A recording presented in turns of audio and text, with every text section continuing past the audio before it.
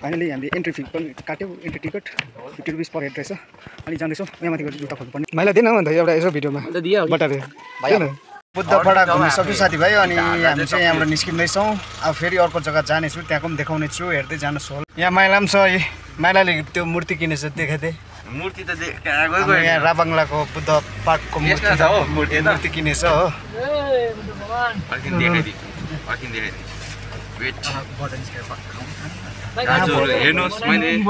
मूर्ति किनेछ भाइले कति रुपियाँ पर्यो भाइ मात्र 200 रुपियाँ जोतिहाल्छ जोते यसले 100 रुपियाँमा किनेको मूर्ति हेर्नुहोस् बुद्ध पार्कको पछाडि हेर्नुहोस् है पछाडि हेर्नुहोस् यहाँ जस्तो देख्नुहुन्छ त्यस्तै छ मूर्ति पनि यहाँ देख्नु हुँदैछ नि यस्तै छ मूर्ति पनि यो चाहिँ मिनी भर्जनमा हो मिनी भर्जन मैले घर लगेको यो चाहिँ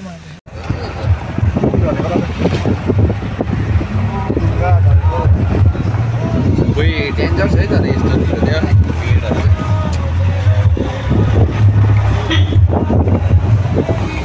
मलाई पठाइदियो भने म दामी भिडियो उयो बनाएर पोस्ट गरिदिन्छु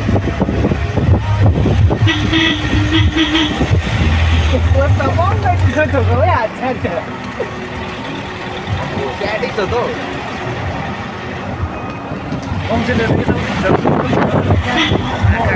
देख्दा रहेछ यो त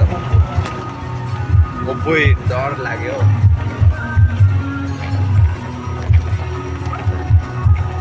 अहिले चाहिँ हामी साह्रो भोक लागेर यहाँ पछाडि होटल रहेछ बाटो बिचमा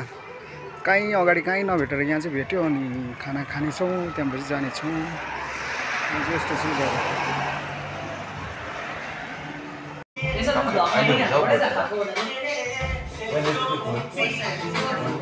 यसको त हुन्छ निकाल्दा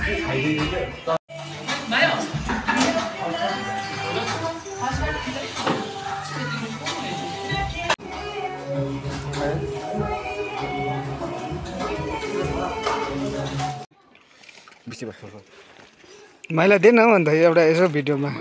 बटारे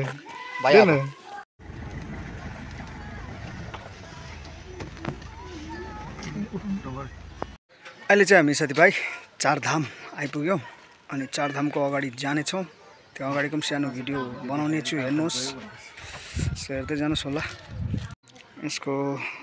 चारधाम आइपुग्ने बेलामा चाहिँ जग्गा यस्तो रहेछ एन्ट्री चाहिँ अनि यहाँबाट चाहिँ जानुपर्छ यस्तो तेर्सो चारधामको इन्ट्रेन्स चाहिँ यहाँबाट रहेछ entrance to Dham entry ticket counter finally हामीले एन्ट्री फी पनि काट्यौँ entry ticket 50 rupees per head रहेछ अनि जाँदैछौँ यहाँ माथि गएर जुत्ता खोल्नुपर्ने रहेछ यहाँ अगाडि जाँदैछ केटाहरू जुत्ता खोलेर चाहिँ त्यहाँ जानुपर्ने रहेछ हामी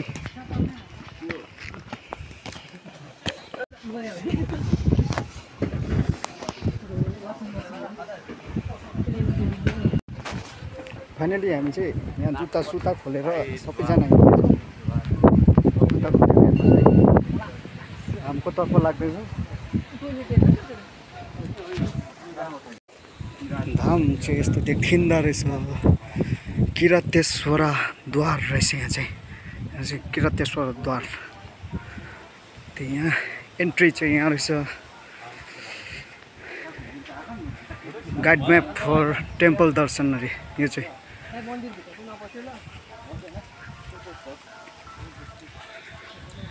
हामी चाहिँ जाँदैछौँ साथीभाइ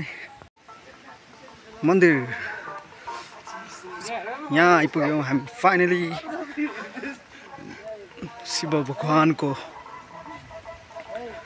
प्रतिमा देख्नु हुँदैछ माथि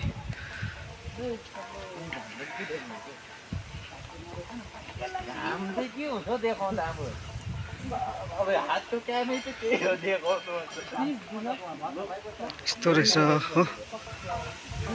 धेरै नै भव्य मन्दिर धेरै नै भव्य मूर्ति धेरै नै ठुलो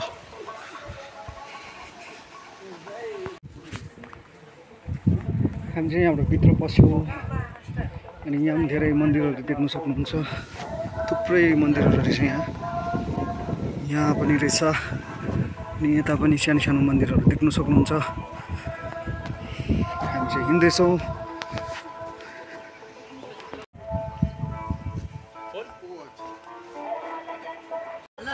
फाइनली हामी यहाँ चारधाममा छौँ अनि यहाँ निकै चिसो रहेछ। यहाँ फोटोसुट हुँदैछ। माथि लुमङहरू बसिरहेछ।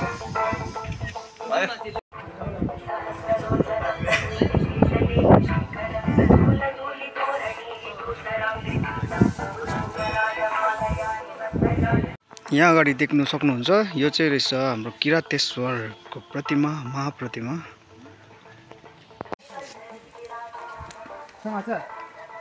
यहाँ फोटो खिच्छु न बाछा हैन त्यहाँ हिँड्नु गएको ओइ खिच्नु नि पर्यो किरातेश्वर आको बेलामा खिच्यो कालास निकाब